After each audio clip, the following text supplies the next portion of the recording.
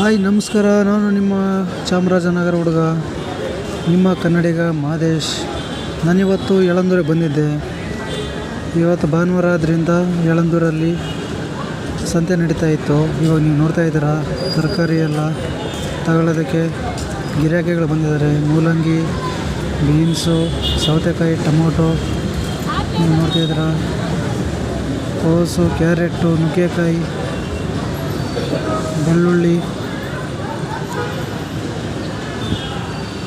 ನೀವು ನೋಡ್ತಾ ಇದ್ದೀರಾ. ಇದು ಒಂದು ಪ್ಯಾಕೆಟು ಒಂದಕ್ಕೆ 30 ರೂಪಾಯಿ. ಯಾವುದೇ ತಗೊಳ್ಳಿ 30 ರೂಪಾಯಿ ಒಂದಕ್ಕೆ.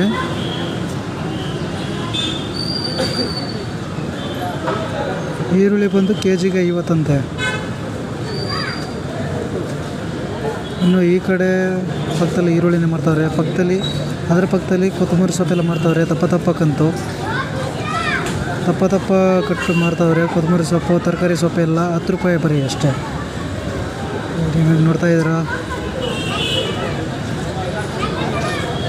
ಮನೆಗೆ ಬೇಕಾದಂಥ ಪ್ರತಿಯೊಂದು ಕಾಳು ಎಲ್ಲ ಸಿಗುತ್ತೆ. ಅಂದರೆ ಈರುಳ್ಳಿ ಆಗ್ಬೋದು, ತಿಂಡಿ ತಿನಿಸು,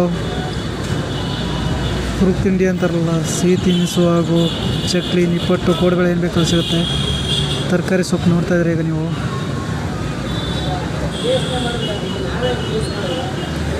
ಕಾಯಿ ಮಡಗಿದ್ದಾರೆ. ಈ ಹುಡುಗನ ನೋಡಿ ಬುದ್ಧಿ ಕಲಿಬೇಕು.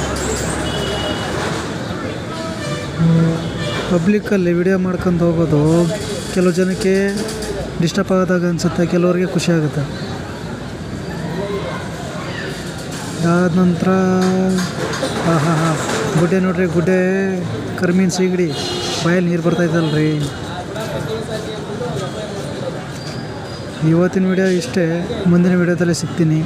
ನನ್ನ ಯೂಟ್ಯೂಬ್ ಚಾನಲ್ನ ಸಬ್ಸ್ಕ್ರೈಬ್ ಮಾಡ್ಕೊಳ್ಳಿ. ನನ್ನ ಇನ್ಸ್ಟಾಗ್ರಾಮ್ನ ಫಾಲೋ ಮಾಡಿ. ವಿಡಿಯೋ ಇಷ್ಟ ಆಗಿದ್ರೆ ಲೈಕ್ ಮಾಡಿ, ಶೇರ್ ಮಾಡಿ.